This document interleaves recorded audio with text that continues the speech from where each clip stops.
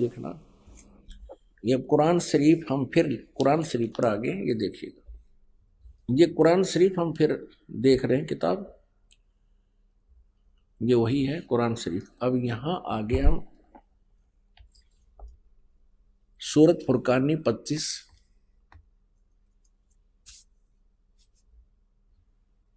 प्रश्न नंबर 604 पे, और ये वही है नीचे 52वीं आयत। इसमें कबीरन लिखा है, उसमें कबीरा लिखा है स्पष्ट। फला तुतियल काफिरन व जाहिदुम बिही जिहादन कबीरन, ये 52 नंबर आयत है। इसका अनुवाद बहुत अच्छा किया इन्होंने। एक पैगंबर तू काफिरों का कहा न मानना, और इस कुरान की दलीलों से, यानी मैं जो तुझे ज्ञान दे रहा हूं, उनका सामना बड़े जोर से करो। अब इसका अर्थ यह है कि वो कबीर नामक परमात्मा है, और ये काफिर नहीं मानते इस कबीर इज गॉड, और तो भी उनकी बात मत मानना, संघर्ष करना इसके लिए। और ये अब देखना 53, 54, 55, 56, 57, 58, 59 आयत में कितना क्लियर किया है, ये देखिएगा। ये 607 पृष्ठ पे है। हमने 52 नंबर आयत पढ़ ली है, अब 53 पढ़ेंगे। और वही है वो कबीर नामक अल्लाह, वही है जिसने 2 दरियाओं को मिला चलाया, एक का पानी मीठा प्यास बुझाने वाला और एक का खारी कड़वा, और दोनों के एक आड़ और मजबूत रोक बना दी। अब 54 पढ़ेंगे, ये 53 पूरी होगी। और वही है जिसने पानी की बूंद से आदमी को पैदा किया, फिर उसको साहिबे नसब यानी किसी का बेटा या बेटी, और ससुराल वाला यानी किसी का दामाद बहू बनाया।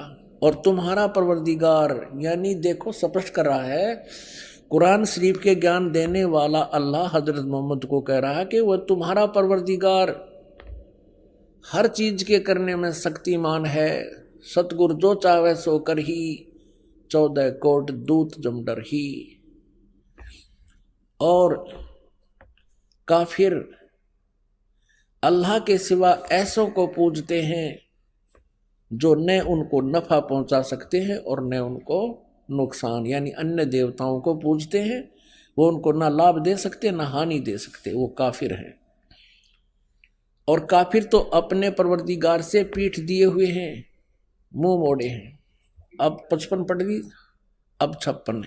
ए पैगंबर, हमने तुमको खुशखबरी सुनाने और सिर्फ अजाब से डराने के लिए भेजा है।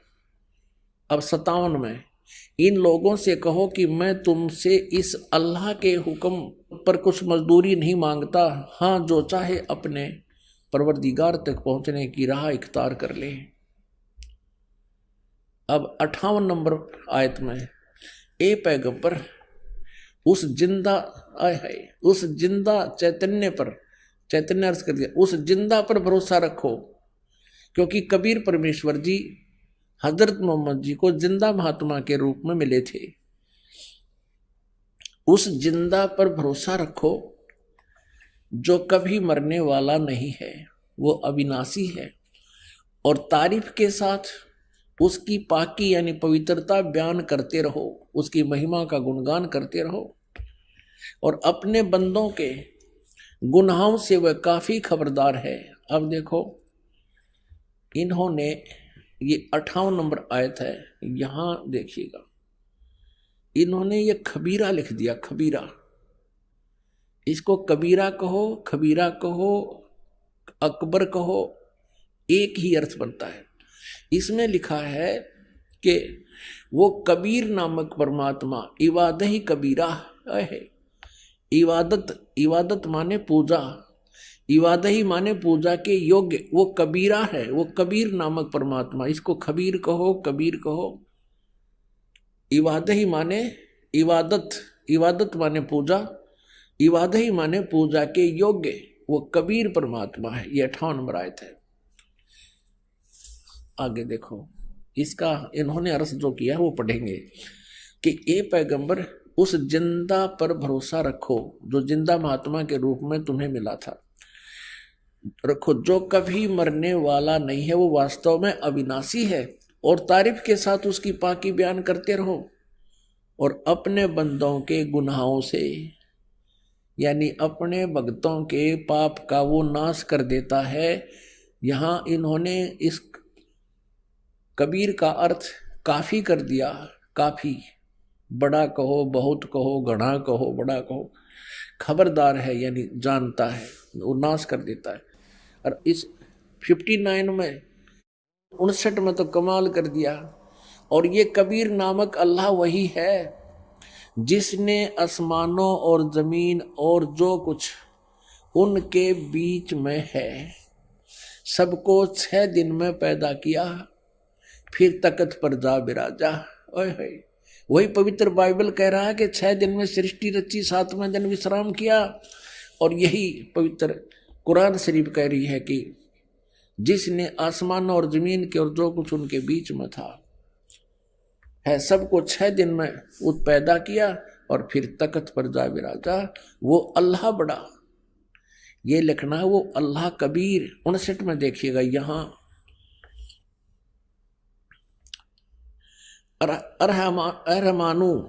अरहमानु असल फसल बीही यु खबीरन।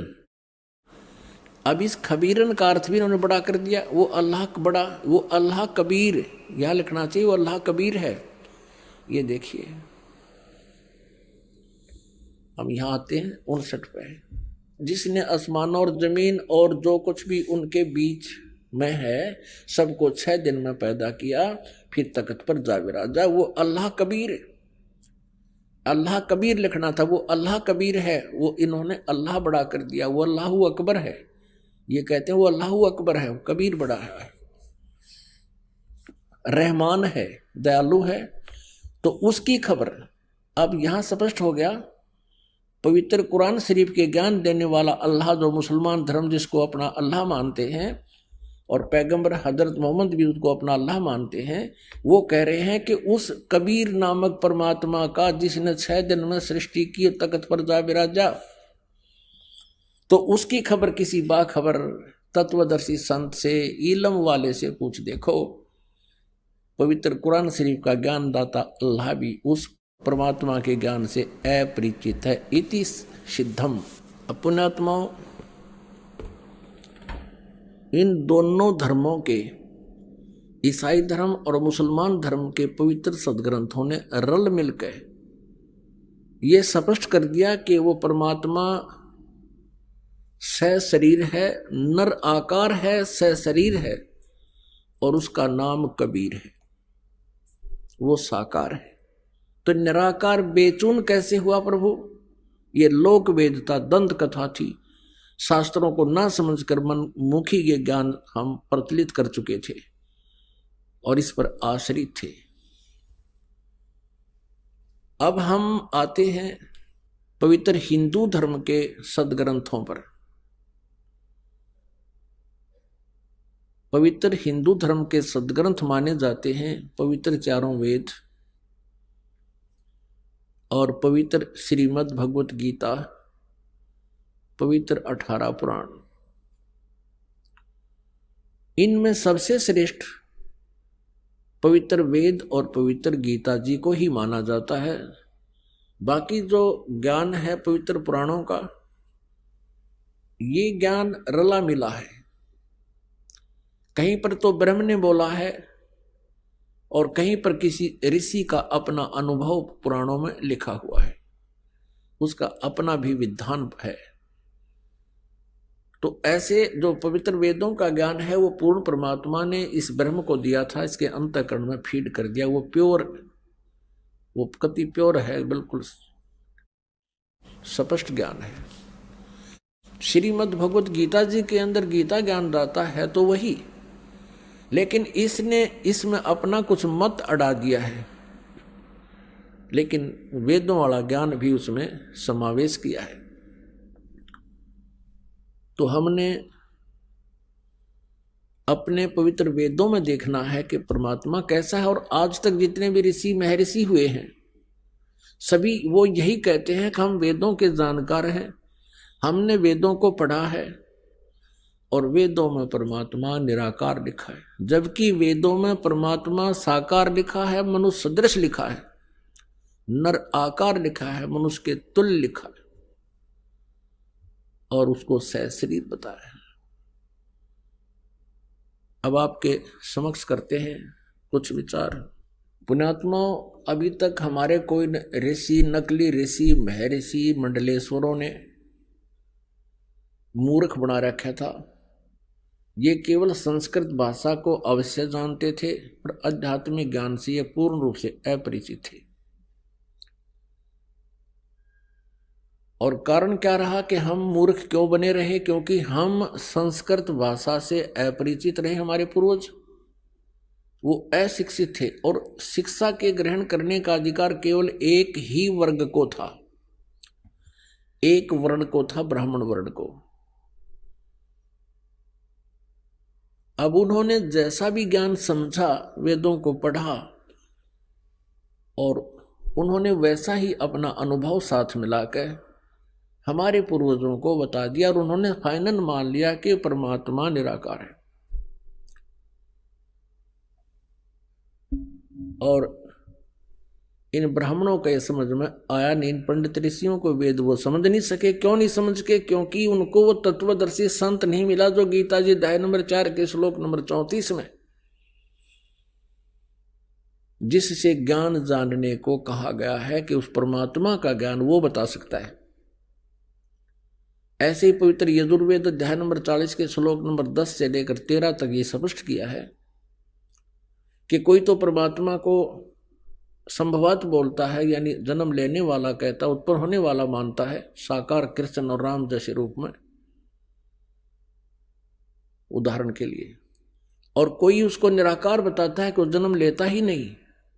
ये परमात्मा साकार है, निराकार, ये ज्ञान भी, ये जानकारी भी तत्वदर्शी संत बताएगा, उनसे सुनो। और फिर ये बताया है कि 10 से लेकर 13 में, 11, 12, 13 में स्पष्ट किया है कि कोई तो जिसको अक्षर ज्ञान हो गया किसी एक भाषा विशेष का, तो उसको विद्वान कहने लग जाते हैं, और जिसको ज्ञान नहीं है, अक्षर ज्ञान नहीं है, उसको अविद्वान कह देते हैं। विद्वान और अविद्वान की परिभाषा भी वो तत्वदर्शी संत बताएगा, उसे सुनो। आज ये दास है वो तत्वदर्शी संत जो परमात्मा की दया से इस ज्ञान से परिचित हुआ, और ये दास बताएगा कि विद्वान किसे कहते हैं। विद्वान कबीर परमेश्वर थे। विद्वान परमेश्वर, परम पूज्य परमेश्वर कबीर जी थे, जिनको धानक और जुल्हा कह करके, एक कवि कह करके उसकी हिस्ट्री शीट को बंद कर रखा था, और उसको रिजेक्ट करके डाल दिया था कि वो तो एक अशिक्षित था। नहीं, वो सब वेदों के ज्ञाता थे, सब सदग्रंथों के ज्ञाता थे, सब ब्रह्मांडों के रचयिता थे। वो तत्वदर्शी संत थे, वो महाविद्वान थे। एक अक्षर ज्ञान के जानने से, एक भाषा विशेष के जानने से व्यक्ति विद्वान नहीं हो सकता। कोई संस्कृत भाषा में विद्वान है तो इंग्लिश नहीं आती तो इंग्लिश में अविद्वान हो गया वो। तो ये विद्वान और अविद्वान की परिभाषा केवल एक अक्षर ज्ञान और ना होने से, एक अक्षर ज्ञान होने से या ना होने से नहीं स्पष्ट होती। अब यहां आपको एक इस कलयुग के नकली महर्षि दयानंद के विषय में थोड़ा सा ज्ञान देते हैं। ये बहुत गणा प्रचलित, इसकी महिमा बड़ी हो रही थी। यहाँ पर किसी भी व्यक्ति से इसका नाम जरा सा बता दो और कह दो कि महर्षि दयानंद को ऐसे ऐसे वेदों का ज्ञान नहीं था, तो आम व्यक्ति ने कहा नहीं, वो तो बड़ा विद्वान पुरुष था, बड़े महात्मा थे, बड़े अच्छे संस्कृत के ज्ञाता थे। संस्कृत के ज्ञाता हो सकते हैं, लेकिन वेदों के बारे में इसको कह का भी नहीं पता था। अब इसका थोड़ा सा आज फिर विवरण करते हैं, क्योंकि जब तक हम इन नकलियों को गहराई से नहीं समझेंगे तो असली को कैसे पहचानेंगे। अब इन्हीं के ग्रंथों में लिखा है, पुण्यात्माओं, जो इस दास को ज्ञान है, पुस्तक बना दी, लिख दी। आप इसको पढ़ोगे तो मेरे ज्ञान का पता चलेगा मैं कितना विद्वान था या अविद्वान था, क्योंकि मैंने जो जानकारी थी उस पुस्तक में लिख दिया अपने अंदर का सारा हाल। तो उस पुस्तक को मुझे ही समझो, क्योंकि मैंने अपना सारा ज्ञान उसमें भर दिया। इसी प्रकार ये सत्यार्थ प्रकाश नाम का एक पुस्तक महर्षि दयानंद जी द्वारा रची गई है। अब ये महर्षि दयानंद तो नहीं रहे, लेकिन उनकी अंदर की जो भी भावना थी, जो उसने अनुभव किया अपने जीवन में, इस सत्यार्थ प्रकाश नामक पुस्तक में भर दिया। आज हम इसको पढ़कर ये अंदाजा लगा सकते हैं वो कितना वेदों का ज्ञाता था और कैसा उसका अनुभव था। देखिएगा सत्यार्थ प्रकाश, ये है सत्यार्थ प्रकाश।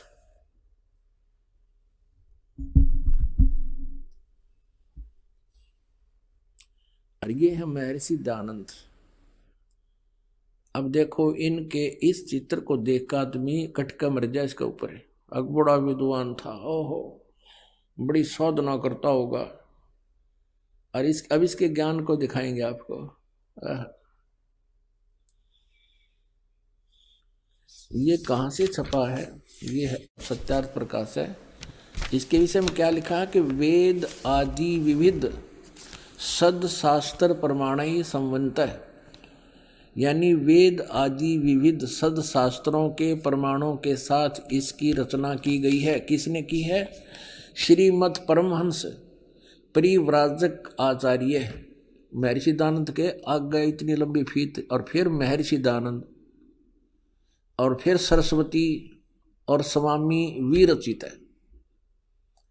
अब इसके फीत इतनी बड़ी लादी, श्रीमद् परमहंस परिव्राजक आचार्य महर्षि दयानंद सरस्वती स्वामी विरचित है। इस स्वामी जी द्वारा लिखी गई है पुस्तक, रची गई है।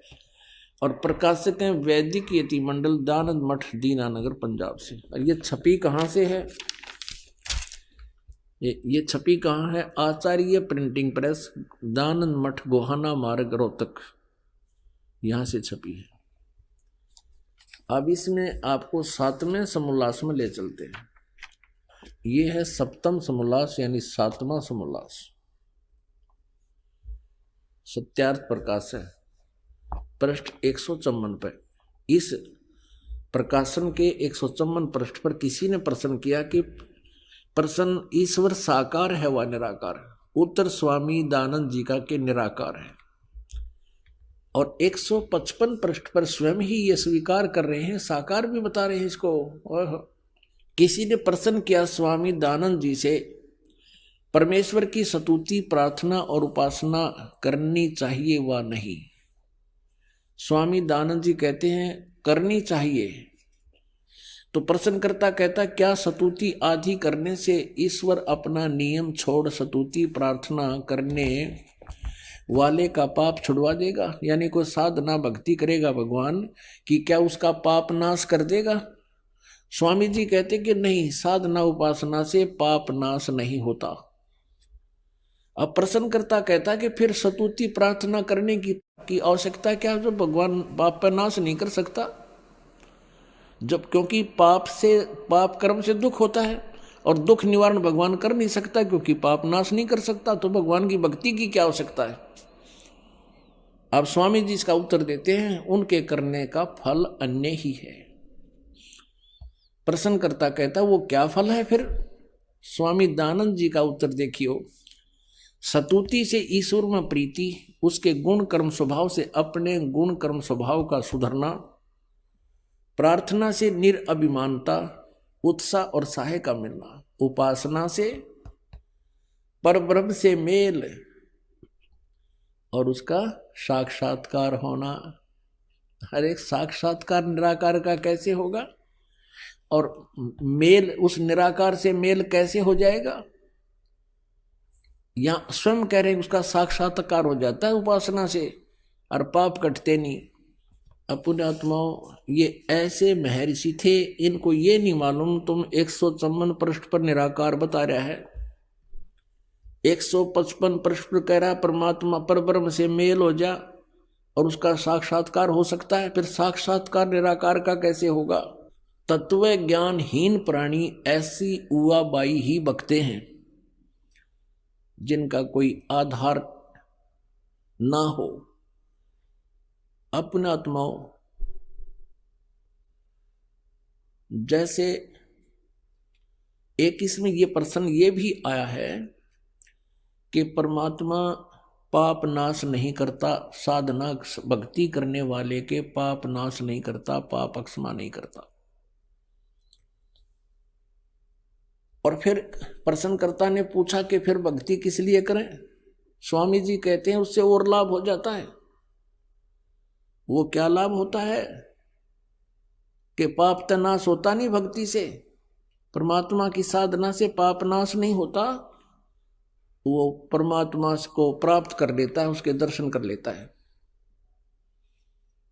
अरे भले आदमी, निराकार का साक्षात्कार कैसे होगा? जैसे बच्चा इंटरव्यू देने जाता है, वहां साक्षात्कार होता है उसका, इंटरव्यू लेने वाले का और देने वाले दोनों सामने साक्षात होते हैं, साकार होते हैं।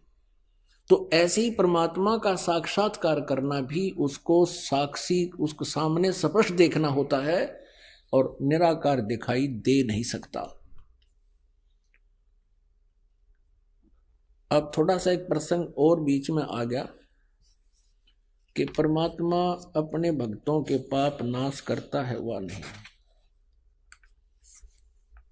ये कंसेप्ट क्लियर करके फिर निराकार साकार की स्थिति स्पष्ट करेंगे। देखिएगा, ये है सप्तम समोल्लास ही चल रहे हैं और सत्यार्थ प्रकाश है ये। इसके 163 पृष्ठ पे यहां देखिएगा, यहां और स्पष्ट कर दिया है। प्रश्नकर्ता कहता है कि ईश्वर अपने भक्तों का पाप क्षमा करता है वा नहीं? उत्तर स्वामी जी कहते नहीं, क्योंकि जो पाप क्षमा करे तो उसका न्याय नष्ट और सब मनुष्य महापापी हो जाएं, क्योंकि उनको पाप करने में उत्साह और निर्भयता हो। जैसे कोई राजा अपराधियों के पाप की क्षमा करे तो वे अधिक अधिक अपराध करने लगें, और जो अपराध नहीं करता वह भी अपराध करने से न डरेगा। इसलिए सब कर्मों का यथावत फल देना ईश्वर का काम है, अक्षमा करना नहीं। फाइनल कर दिया इसने तो कि पाप नाश नहीं करता, जिसे कर्म करेगा वैसा फल देगा। अपने आत्माओं, परमात्मा की महिमा, परमात्मा के गुण पवित्र वेदों में लिखे हैं। अब जैसे कोई व्यक्ति कहे, कोई प्रश्न करता है किसी को जिसने अपने मकान के सामने बहुत बड़ा बोर्ड लगा रखा है, MBBS MS, और उससे कोई पूछता है कि क्या औषधि खाने से रोग नाश हो जाएगा, और वो सामने वाला जो इतना लंबा बोर्ड लगाए बैठा है, दुकान खोल रहा है डॉक्टर की, और वो ये कहे कि नहीं औषधि खाने से रोग नाश नहीं होता, अब सामने वाला कहेगा फिर औषधि खाने की आवश्यकता क्या है जब रोग नहीं कटे, रोग ही नहीं कटेगा। तो वो सामने वाला, वो नकली डॉक्टर वैद्य जवाब क्या देवे कि औषधि खाने से रोग तो नाश नहीं होगा लेकिन पहलवान बन जाएगा। तो क्या वो डॉक्टर है? क्या वो वैद्य हो सकता है? वो तो कोई गुट्टी लाए बैठा है, नकली बोर्ड ला रहा है। जो ये शब्द कहेगा कि औषधि खाने से रोग नहीं कटे, और फिर वो औषधि खानी चाहिए किस लिए, क्या लाभ है कि पहलवान बन जाएगा, रोग कटे नहीं, मृत्यु हो जाए, पहलवान तो बन लिया फिर। तो ऐसे यदि दूसरा उदाहरण आपको देते हैं कि जैसे किसी ने बोर्ड लगा रखा है थोक साबुन विक्रेता, और साबुन की पूरी दुकान भर रखी है उसके साबुन के टुकड़ों की, और उससे कोई पूछता है क्या साबुन कपड़े का मैल नाश कर देगा, तो वो सामने वाला दुकानदार ये कहे कि नहीं साबुन लगाना तो चाहिए पर वो कपड़े का मैल नाश नहीं करेगा। फिर सामने वाला स्वाभाविक बात है कहेगा, प्रश्न करेगा, फिर साबुन प्रयोग करने का लाभ क्या? जब साबुन कपड़े का मैल नाश नहीं कर सकता तो क्या यूज है उसके लगाने की, क्या लाभ है? और वो नकली फिर उत्तर दे कि कपड़े को मजबूत बना देगा। साबुन कपड़े का पाप मैल नाश तो नहीं कर सकता लेकिन मजबूत बना देगा। क्या वो व्यक्ति साबुन से परिचित है? इससे सीधा उसने लकड़ी के गुटके रखे सारे और मूर्ख बना रहा दुनिया ने कपड़े में, उसमें कागज में लपेट के। तो ये सिद्धांत था इस महर्षि दानंद सरस्वती का, जो आर्य समाज का प्रवर्तक कहलाता है। इसको कह भी पता नहीं था वेदों का और भगवान का। अब यजुर्वेद में वो स्वयं अनुवाद कर रहा है अपने कर कमल से। और यजुर्वेद में, क्योंकि वेद जो है परमात्मा का विधान है, परमात्मा के गुण है उसके अंदर, वो ऐसा ऐसा करता है। और जिसने वेदों के विरुद्ध अपना सिद्धांत बताया है वो अज्ञानी व्यक्ति था, वो वेद ज्ञानहीन था। अब देखिए वेद इसको प्रमाणित करेंगे कि परमात्मा घोर पाप का विनाश कर देता है। ये देखिए, ये महर्षि दानंद सरस्वती द्वारा ही इसका अनुवाद है।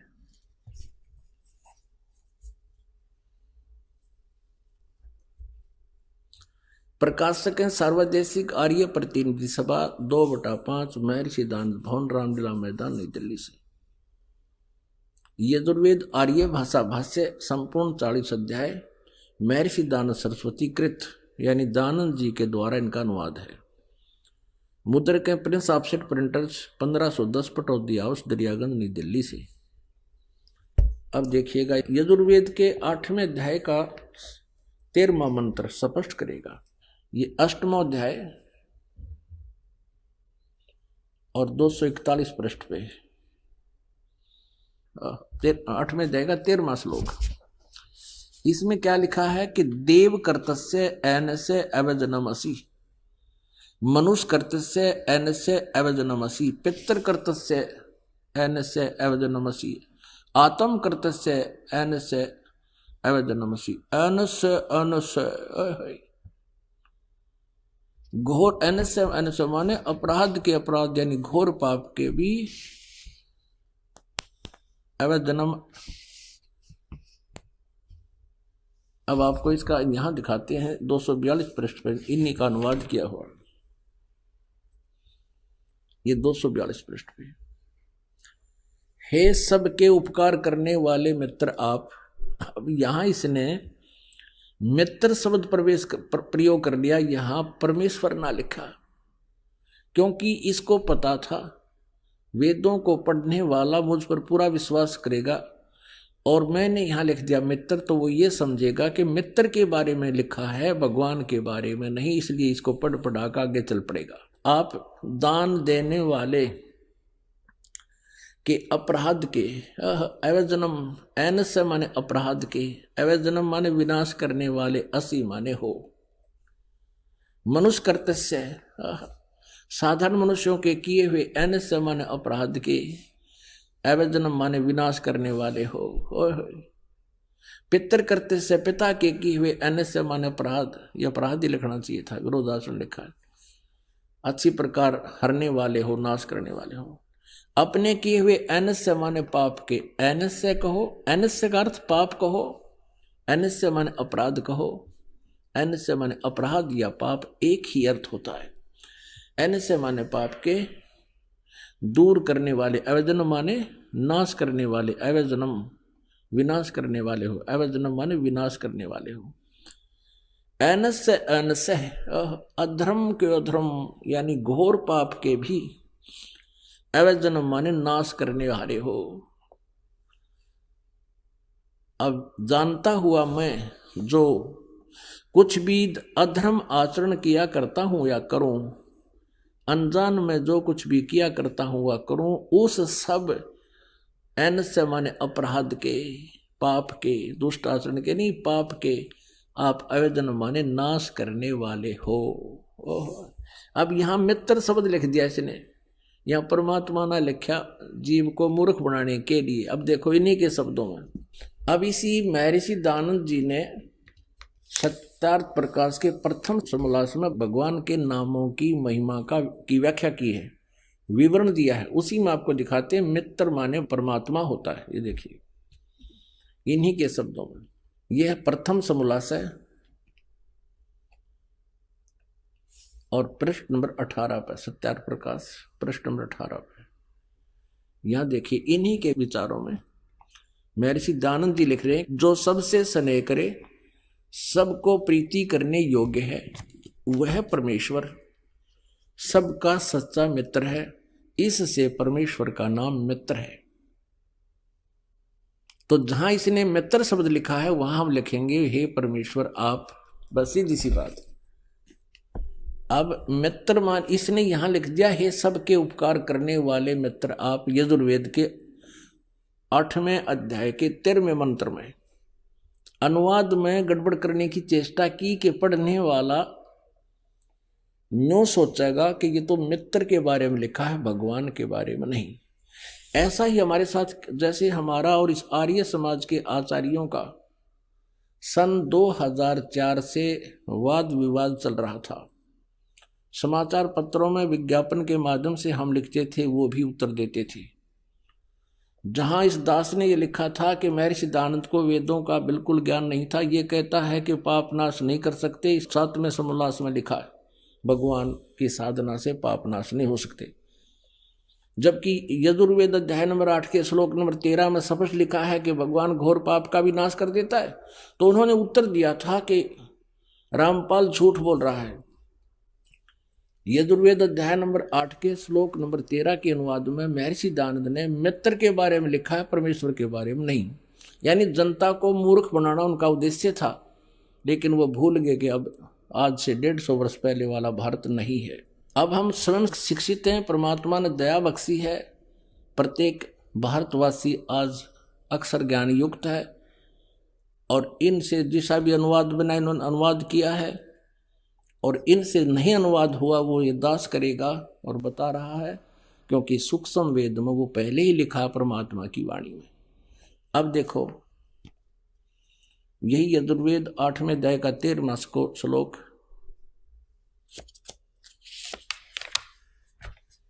अष्टमो अध्याय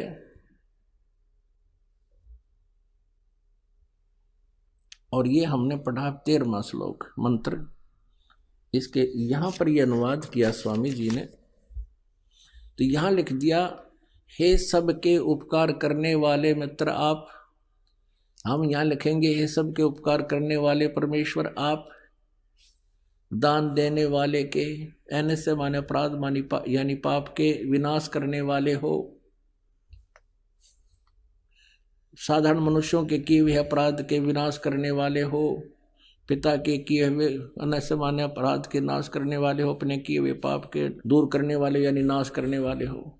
एक तो इस महर्षि दयानंद की या थोड़ी ये विधान गलत सिद्ध कर दिया वेदों ने कि परमात्मा पाप नाश नहीं कर सकता, जबकि वेद स्पष्ट करते हैं परमात्मा घोर पाप का विनाश कर सकता है। तो इससे सिद्ध हो गया कि महर्षि दयानंद पूर्ण रूप से वेदों से अपरिचित था, अज्ञानी था।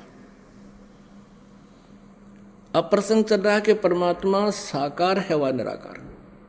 ये कहते हैं कि परमात्मा निराकार है, वेद बताते हैं परमात्मा साकार है और मनुष्य दृश्य है, सशरीर है।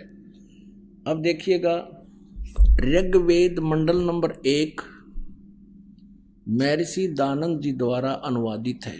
ये देखिएगा, ये प्रथम मंडल है, महर्षि दयानंद सरस्वती का अनुवादित है। प्रकाशक हैं सार्वदेशिक कार्य प्रतिनिधि सभा 3/5 महर्षि दयानंद भवन, रामलीला मैदान, नई दिल्ली से। मुद्रक हैं Prince offset printers 1510 Pataudi house. अब इसमें स्वयं स्वामी जी ने स्टार्ट किया है जो प्रथम मंत्र, प्रथम ही सूक्त और इसका प्रथम मंडल, प्रथम सूक्त और प्रथम मंत्र अग्नि शब्द से प्रारंभ होता है। अग्नि शब्द से, अग्नि शब्द से प्रारंभ होता है और इस अग्नि शब्द को इन्होंने आगे स्पष्ट किया है कि जहां यहां अग्नि शब्द के 2 अर्थ करने में प्रमाण ये हैं कि इस ऋग्वेद के मंत्र से यह जाना जाता है कि एक सद्वर्ण के इंद्र आदि अनेक नाम होते हैं इत्यादि। सतपथ ब्राह्मण के प्रमाणों से अग्नि शब्द ब्रह्म और आत्मा इन दो अर्थों का वाची है। मैं अग्नि शब्द प्रजा शब्द से भौतिक और प्रजापति शब्द से ईश्वर का ग्रहण होता है। इस प्रमाण से सत्याचरण के नियमों का जो यथावत पालन करना है सो ही व्रत कहता है और इस व्रत का पति परमेश्वर है। इस ऋग्वेद के प्रमाण से ज्ञान वाले तथा सर्वज्ञ प्रकाश करने वाले विशेषण से अग्नि शब्द करके ईश्वर का ग्रहण होता है। अग्नि माने ईश्वर का ग्रहण होता है, अग्नि माने ईश्वर। और इसी आधार से स्वामी जी ने ऋग्वेद मंडल नंबर 1 सूक्त नंबर 1 का मंत्र नंबर 2 इसमें अग्नि शब्द है, इसका अर्थ इन्होंने स्वयं कहा है अग्नि माने वह परमेश्वर। दूसरे में आगे देखो, अब ये तीसरा मंत्र है ऋग्वेद मंडल नंबर 1 सूक्त नंबर 1 का मंत्र नंबर 3। इसमें भी अग्नि ना एव अच्छी प्रकार ईश्वर, अग्नि माने ईश्वर। चौथे मंत्र में अग्नि माने हे परमेश्वर।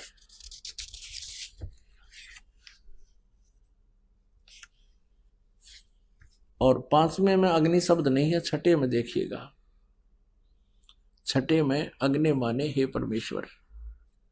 और फिर 7वें में ऋग्वेद मंडल नंबर 1 सूक्त नंबर 1 मंत्र नंबर 7 में अग्नि माने हे उपासना के करने योग्य परमेश्वर।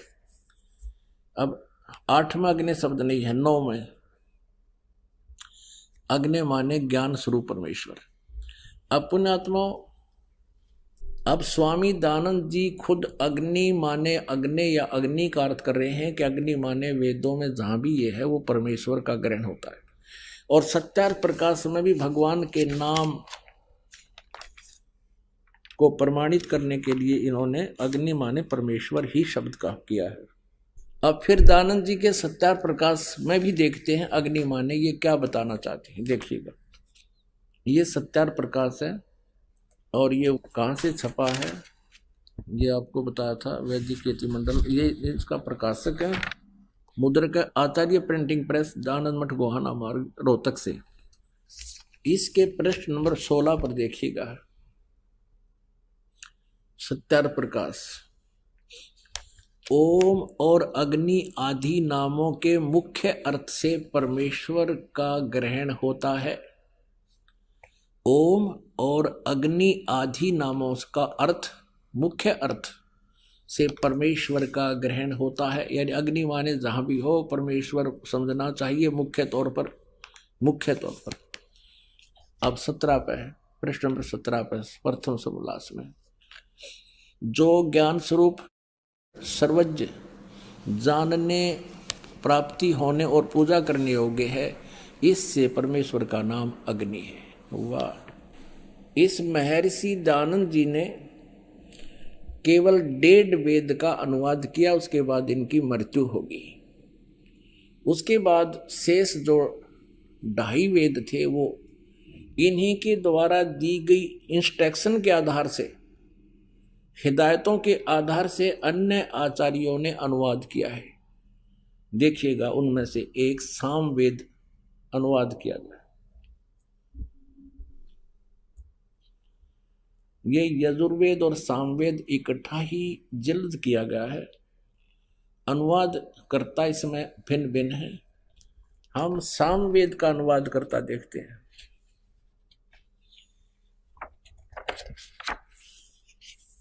ये कहां से प्रकाशित है ये देखिए, प्रधान कार्यालय दान संस्थान वेद मंदिर, महात्मा वेद भिक्षु सेवा आश्रम, मुखमेलपुर, दिल्ली, दूरभाष इतना। प्रकाशक हैं पंडिता राकेश रानी, अध्यक्ष दानंद संस्थान, 2286 आर्य समाज मार्ग, करोल बाग, नई दिल्ली से। अब इसके इसके अनुवादकर्ता ने कितना अच्छा अनुवाद किया है, स्पष्ट किया है। ये देखिएगा, सामवेद यहां से प्रारंभ होता है। सामवेद भाषा भाष्यम, ये प्रथमो अध्याय है। और इसके देखिए मंत्र, इसके प्रथम मंत्र में अग्नि माने हे ईश्वर, दूसरे मंत्र में अग्नि माने हे परमेश्वर, और तीसरे मंत्र में अग्नि माने ईश्वर को, यानी अग्नि माने ईश्वर, और चौथे मंत्र में अग्नि माने परमेश्वर, पांचवें मंत्र में अग्नि माने हे ईश्वर, और छठे मंत्र में अग्नि माने हे ईश्वर, और सातवें मंत्र में अग्नि माने हे परमेश्वर। जहां भी अग्नि शब्द है, और आठवें में अग्नि माने हे ईश्वर, और नौवें में अग्नि माने हे परमेश्वर, जहां भी 10वें में अग्नि माने हे परमेश्वर, जहां भी आप देखोगे अग्नि माने हे परमेश्वर, अग्नि माने हे परमेश्वर। ठीक है, अब हम आते हैं अपने काम की बात पे। अब ये तो कंसेप्ट क्लियर हो गया कि वेद में जहां भी अग्नि शब्द है वो मुख्य तौर पर परमेश्वर का ग्रहण होता है। अब महर्षि दयानंद जी का अपना विधान, अपना अनुभव, अपनी सोच, वो अज्ञान सोच थी कि परमात्मा निराकार है, जिससे उसने वेदों का नाम लिख दिया कि मैंने वेदों को पढ़ा है और वेदों में कहीं भी परमात्मा साकार नहीं लिखा है। सत्यार प्रकाश की रचना करती कि मैंने वेदों के आधार से आसान करके वेदों को समझ कर इसकी रचना की। सत्यार प्रकाश की, इसमें जो लिखा वो वेदोनुसार है कि परमात्मा निराकार है। अब वेद क्या बताते हैं? परमात्मा सशरीर है। ये देखिएगा, वो मनुष्य दृश्य है। ये यजुर्वेद महर्षि दयानंद सरस्वती द्वारा अनुवादित है। ये कहाँ से प्रकाशित है? प्रकाशक है सार्वदेशिक कार्य प्रतिनिधि सभा 2/5 महर्षि दयानंद भवन, रामलीला मैदान, नई दिल्ली से। यजुर्वेद आर्य भाषा भाष्य, यानी संपूर्ण 40 अध्याय से महर्षि दयानंद सरस्वती ने इसका अनुवाद किया है। महर्षि दयानंद इसका राइटर नहीं है, वेदों का केवल अनुवादक है। जैसे गीता जी का अनुवादक बहुत से हैं। मुद्रक हैं Prince offset printers 1510 Pataudi house, Daryaganj, नई दिल्ली से। अब देखिएगा 5वें अध्याय का प्रथम मंत्र, ये है 5वां अध्याय। इस 5वां अध्याय आरंभ है। इसके प्रथम मंत्र में, ये प्रथम मंत्र में लिखा है अग्ने तनुरसी विष्णुवे तवा सोमस्य तनुरसी। 2 बार लिखा है, तनु माने शरीर।